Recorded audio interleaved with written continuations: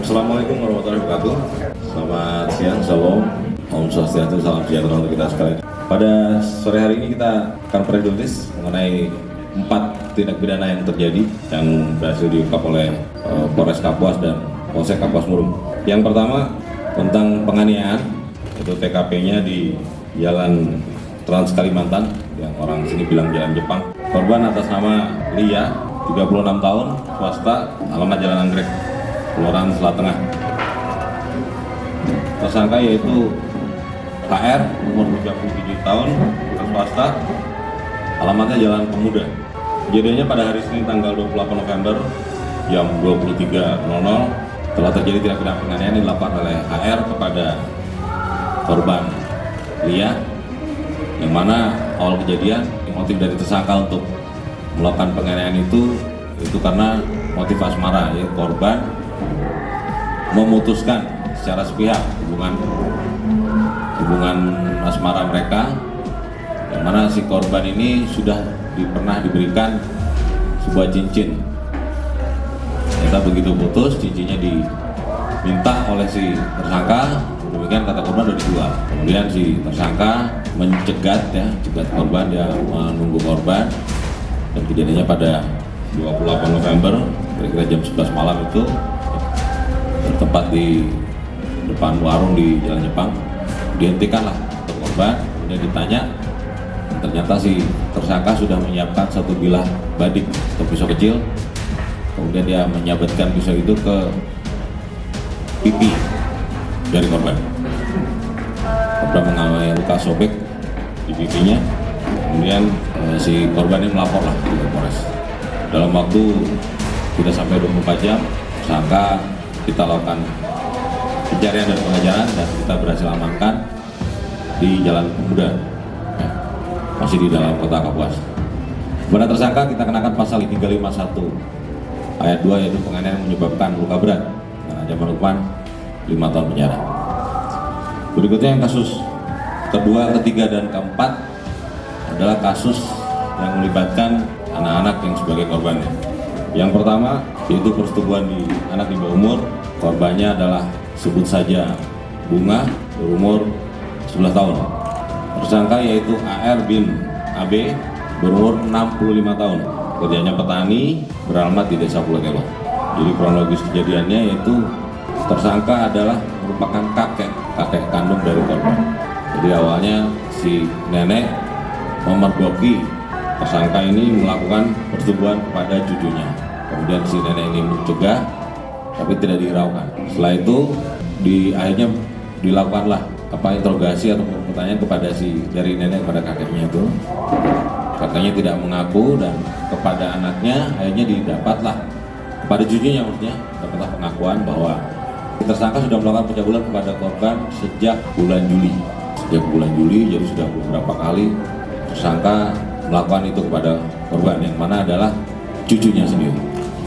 Ketika ditanya si korban kenapa tidak melaporkan sudah demikian lama waktunya, alasannya korban ini takut nanti si ayahnya ada cekcok dengan kakeknya. Tersangka kita kenakan pasal 81 Undang-Undang Nomor 17 Tahun 2016 sebagaimana dirubah dari Undang-Undang 23 Tahun 2002 tentang perlindungan anak dengan ancaman hukuman minimal 5 tahun dan maksimal 15 tahun penjara. Berikutnya kasus yang ketiga, sama juga ini, persetubuhan anak di bawah umur. Yang korban yaitu Bunga, usia 15 tahun, yang dilakukan oleh tersangka R bin BA, 24 tahun. Jadi si R dan si Mawar ini memang ada hubungan asmara ya, jadi hubungan pacaran lah. Kemudian pada hari Rabu tanggal 5 Oktober 2022 dan hingga hari Sabtu kejadiannya di rumah orang tua korban. Jadi si korban ini didatangi oleh tersangka di rumahnya. Pada saat rumahnya kosong, disitulah dia memaksa untuk melakukan persetubuhan kepada korban.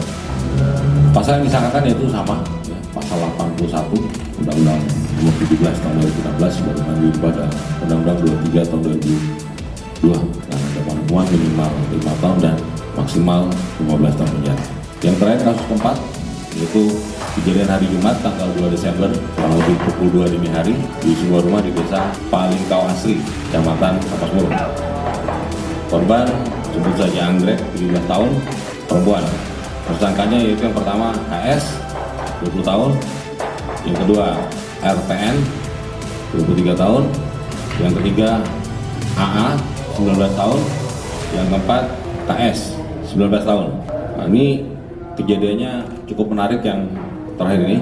Jadi awal mula kejadian adalah si korban, si Anggrek ini bekerja di sebuah kafe, ya, bekerja untuk bantu-bantu. Kemudian didatangilah oleh R, karena R itu adalah dekat dengan dia, kenal dekat. Kemudian diajaklah dia untuk melakukan pesta minuman keras. Setelah mereka pesta minuman keras, kemudian dalam keadaan mabuk, dari situ dibawalah ke sebuah rumah. Dan disitulah korban yang dalam keadaan tidak sadarkan diri disetubui oleh 4 orang secara bergantian. Di korban tidak sadar, pada saat sadar dia bangun, ternyata sudah banyak orang dan dilakukan persetubuhan kepada yang bersangkutan. Setelah itu si tersangka R, karena korban sadar dan menangis, dibujuklah korban untuk udah kita pulang aja, diantarlah pulang. Ternyata bukan diantar pulang, tetapi disinggahkan lagi ke rumah lain. Kemudian disitu dilakukan lagi oleh tersangka R. Setelah kejadian, ya, korban melapor pada kita dan kita lakukan pencarian. Dan para tersangka ini semuanya melarikan diri. Kita amankan di beberapa tempat yang berbeda. HS yang pertama itu diamankan di masih sekitar Kapuas, Sekolah Kapuas. Kemudian RPN diamankan di wilayah Kapuas Tengah. Kemudian AA melarikan diri ke Palangkaraya dan kita berhasil tangkap juga. Yang terakhir KS diamankan di Palangkaraya juga. Di keempat tempatnya sudah kita berhasil amankan. Para tersangka ini kita kenakan semuanya, ya. Tapi untuk mengenai peran masing-masing tentunya kita masih melakukan proses penyidikan. Jadi kita lihat untuk perannya masing-masing. Untuk pasal awal yang kita kenakan sama seperti yang tadi kejadian ketiga, yaitu pasal 81 Undang-Undang Nomor 17 tahun 2016 sebagaimana dirubah dalam Undang Nomor 23 tahun 2002 tentang perlindungan anak. Ancaman hukuman sama, minimal 5 tahun, maksimal 15 tahun. Barang bukti yang kita berhasil amankan untuk kejadian pertama penganiayaan yaitu sebilah badik dengan sarungnya. Kemudian untuk kejadian berikutnya beberapa pakaian dalam, pakaian dari korban, dan hasil visum yang saat ini masih dalam proses. Namun demikian sudah kita adakan konsultasi awal kepada pihak rumah sakit bahwa memang kepada korban-korban ini ditemukan perkenaan trauma benda tumpul, ya, di kemaluan korban. Demikian. Ada yang ditanyakan? Silakan. Dan ya. Untuk yang kakek-kakek tadi, dan apakah itu residivis atau gimana? Untuk kakek-kakek baru pertama kali. Namun demikian untuk yang kasus di Kapuas Murung ada beberapa tersangka yang merupakan residivis, yaitu sudah pernah melakukan tindak pidana sebelumnya. Dan kebetulan sama juga, ya. Nah, tersangka R, ya, sudah pernah melakukan di Palangkaraya, dihukum 6 tahun, kemudian mendapatkan asimilasi, tapi melakukan kembali. Tentunya hal tersebut bisa memberatkan kepada para tersangka ini, ya. Nanti di dalam berkas penyidikan akan kita lampirkan vonis berupa putusan dari pengadilan. Kemudian dalam hal ini kita melibatkan Kepala UPT dari PPA Kabupaten Kapuas untuk pendampingan konseling kepada para korban, ya. Di dalam hal ini kita libatkan juga karena semua korban adalah anak perempuan yang di bawah umur, nah, kecuali yang penganiayaan tadi yang awal, ya, itu yang pasal tersendiri. Jadi dengan adanya kejadian ini kami dari Polres Kapuas juga merasa prihatin, ya, merasa prihatin dengan kejadian ini yang beruntun yang menimpa anak-anak perempuan yang masih di bawah umur.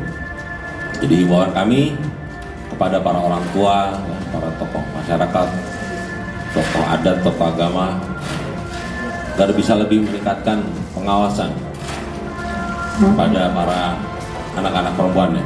Ya, kita sangat prihatin. Memang ada juga di sini dari pengakuan korban yang memang dia mencari mencari pekerjaan, mencari nafkah mungkin ya, untuk membantu orang tua awalnya.